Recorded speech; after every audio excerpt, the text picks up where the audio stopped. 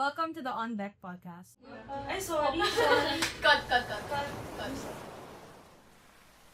Have you ever looked at someone's Instagram and thought, that person is the same age as me? Why haven't I achieved the same amount of things as that person? Oh my god, yeah. Social media is everywhere. It entertains us and it connects us to the rest of the world. But it can also change how we view it. But how much of it is real? Let's talk about it. Welcome to the On Deck podcast, brought to you by the Bosun. I'm Larissa. I'm Chloe. And I'm Ree. And we will be your hosts for today. So before we dive into the topic, first, why do we want to talk about social media? So first, we have to acknowledge that over the years, it has become our main source of information, entertainment, and it's also a place for us to establish and develop connections with other people. But that's the thing. The fact that we're saying that it's the main source of entertainment and information, how sure are we that the information we're getting is actually legit? Like, how factual are the truths that we see online?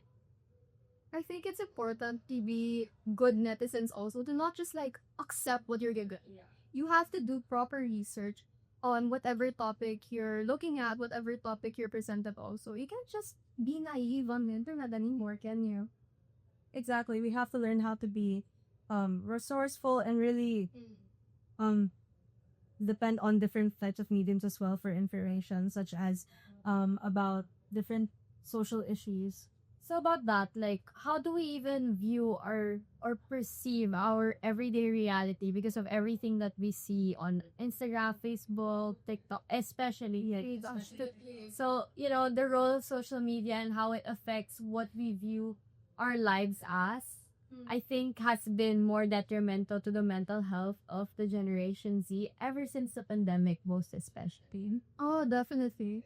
During the pandemic, it was our only way to connect with our friends, our family, people from around the world. It was the only way we could actually feel normal. But now we're actually back to normal. I feel like we're having a bit of trouble separating ourselves from it. That's true, but I feel like social media is still a great place to still escape from reality. Definitely. After a long day of work or a long day of school, we just want to escape the problems or the responsibilities you might have and enter a place that's more peaceful, maybe quiet.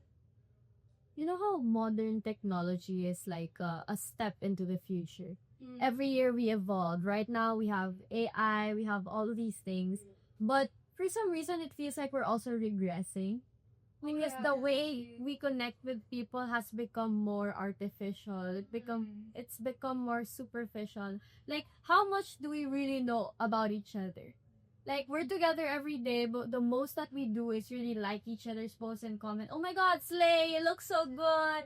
And that's about all the interactions that we give within our lives on social media. Yeah, and what's sad is that, let's say you do post something and then you don't get that much likes. You don't get comments. You don't Slay, stop it. Suddenly you don't feel relevant. Yeah, you feel so sad. And I get that it's an escape from reality, like you said, but too much of it, it just makes you disconnect. And it makes you, instead of feeling at peace, it makes you feel so much more anxiety. Yeah. You kind of grow to depend on it in order to feel validated, because if you don't get what you want on social media, suddenly you feel like your life outside of it doesn't matter anymore, if that makes sense. Yeah. And actually, at the end of the day, whatever we see on social media doesn't always show what the reality is. What we see on our screens isn't what happens behind it. When it's these celebrities film oh, this is a day in my life, that's not actually a realistic day in my life. And sometimes it makes us feel so bad, oh my god, this girl does her bed at 7 a.m. in the morning and I don't do that. I can't do that. Let's be for real here. I'm busy. We're all busy. We're all stressed. Yeah. So it's really the perception of everyday reality shown on social media can be quite pretentious. Because who does yoga before class? I do. Well, Okay. Sorry. well, Maybe you. the point is, social media can become a place where we always compare ourselves or and develop unhealthy attachments. So let's say seeing videos of like Charlie D'Amelio. Let's name people who are our age, who are like really successful, and we feel kind of insecure seeing that, oh, she's doing this brand deal, and I'm here just like, Katie Fang. Katie Oh my gosh, like, she would, okay, guys, if I didn't know, she blew up because she filmed a video of herself crying, doing a get ready with me. Yeah. As in, she was just doing her makeup, like, crying, and was like, oh my god, I got called into work, and like, people blew her up. People started talking about her. And now, every brand, like, she has brand deals with Louis Vuitton, like, really big designer brands. Imagine, she's our age, guys. Weird though, isn't it? Like, the amount of influence you have on social media, algorithms. And I can get into that. We should probably talk about like the pros and the cons of sexual syrup. Because it's not just always one side. it's not just one side. And we have to admit, we get discount the amount of help that social media has brought to everyone, especially for example, local brands, small brands. They were able to build a market, build their own marketing, their own people, their own group. Just from social media, they were able to make an entire empire off of it. For sure, like what I've mentioned, it's modern technology. We're given more of we're given a bigger platform to be able to create a market. Like you mentioned, I'm a marketing student, so it's something that I'm really really super interested in. And like, you know how the algorithms have progressed over the years. Like before, people wouldn't even know who to sell their products to, and now it's a lot easier to find an audience who would actually buy whatever you're selling. So Yeah, and like, I like how you mentioned like creating brands. I wanna like kind of touch on creating a personal brand for yourself in social media. I feel like in social media, it has become like a place where people can also find their like identity, and they can present themselves in different ways and find themselves as well, like finding their aesthetic, creating this image that they want to portray to other people as well. Yeah, but okay, kind of getting into that, it's really hard also to make your own identity here on social media. Because nowadays, there's so many different aesthetics, there's so many different different trends, and there's also so many different influencers. And I feel like a lot of people just end up copying and just lose their entire identity as a. Yeah, definitely. And I feel like it has now brought this constant pressure to people, especially women, like young women, to constantly reinvent ourselves, just to always be interesting or appear beautiful to other people, when we forget to like cater to what we need outside the world of social media.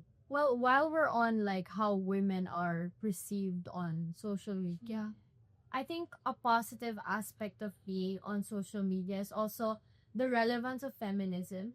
How women are able to really exert themselves and put themselves out there. A lot of the influencers and the celebrities I follow are women. Like a lot of, actually majority of them, like all that we mentioned, Charlie, Addison Rae, all of these was Daddy, Bobby Brown, who is now married. I get And she just turned 21. Like, that's that's easy. my age. My age. Okay, but it's just like, I think it's a super positive aspect of us being able to see these powerful women, especially for us. Like, instead of it putting us down, it inspires us to even grow much bigger than what we think we could be. Because I think that's a really, really positive side. Yeah, of because the internet. Oh yeah. But like you said, a lot of people, you can just look up to these people and you can just really feel more inspiring, feel more confident about yourself. Because in a world where people reinforce beauty standards onto you, try to mold you into something that you aren't, you can just look away. You can just go and see someone being confident in you. So yeah, and I can just feel better. And I think it's great to see successful women online as well, because it kind of proves a point to us that we can be whatever we want and we can achieve like different heights of success in our own way. And we can also take inspiration from them. Like they prove that we can push like boundaries in order to reach like our personal goals. Yeah, fulfill our lives in different ways.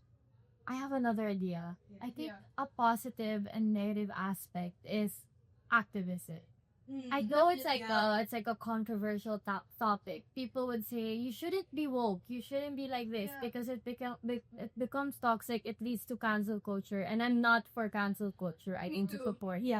But I think that activism has led us, especially throughout the pandemic, it led us to actually be more socially aware, aware of what goes on in the world, in our surroundings, politically aware of the government officials and every elections, like really immersing yourself in what goes on around you.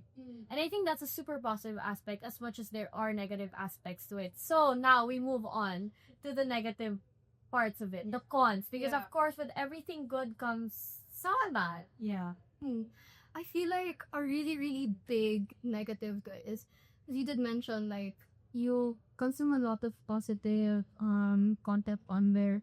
You see a lot of really good people. You see activism. You see women empowering women. But sometimes can just be too much. Too much content and information for you to just digest. And instead of feeling confident, instead of feeling empowered, you end up feeling very anxious. You instead get stressed and anxious because you're suddenly putting these unrealistic expectations on yourselves and kind of trying to live up to a certain standard, whether it be a standard of living or how you talk, how you dress, like how you present yourselves to anyone and everyone. And we always feel this pressure to be perfect, as if we're always kind of living in like a beauty filter, as if we're online. And it really makes you think, like, how much of ourselves are really ourselves. Because a lot of the influence that we receive around us, especially on the internet, is so saturated. So it's like, how much of am I Ree? How much of Larry are you Larry? How much of Chloe are you? No, because of everything that we see, like everything that we watch might actually just be making us what we are. So I think that's also quite negative, but of course it all falls on our mindset or how we take this kind of information in. I think to like wrap everything up or like to conclude everything that we just talked about, it's really keeping that balance. No, definitely. Yeah, definitely. Because you're really supposed to just have a life outside of social media. You still need to be grounded on what's real. Because at the end of the day, that's just another person in your phone. And if you just look up, take the time, just breathe some air, you'll see that there's actually Touch some grass. Touch some grass, guys. And then since you mentioned that, I have a quote. Right.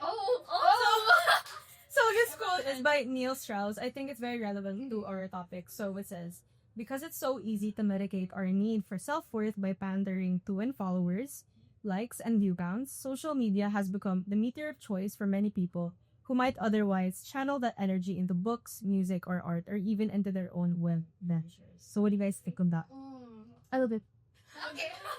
That's it. Okay. Period. Actually, getting onto Strauss, Yes. I completely agree. It's important to have other hobbies. You need to have another outlet. Although it's a great creative outlet and it's a great way to express yourselves, you also need to get into other things that make you active. I think, touching some grass beyond what it's really telling you to do is more of like immersing yourself with the outside world. Yeah. Instead of just seeing everything on your screen and thinking, oh my god, that should be my life, but it's not. Because there's a whole big world waiting for you out there, outside your phone. Turn off your phone and just live your life. Yeah, it's very important to explore the life outside of your phones, outside social media. Because social media is not what life's all about. You still have to stay grounded and kind of focus on your personal development And and fire. and I think really great of bringing that just to get off your phone, because we're actually about to end our podcast. Get off your phone. Get off your phone! And that is it for our podcast. For today's episode of On Deck. This has been Ree. I'm Larissa. And I'm Chloe. Bye.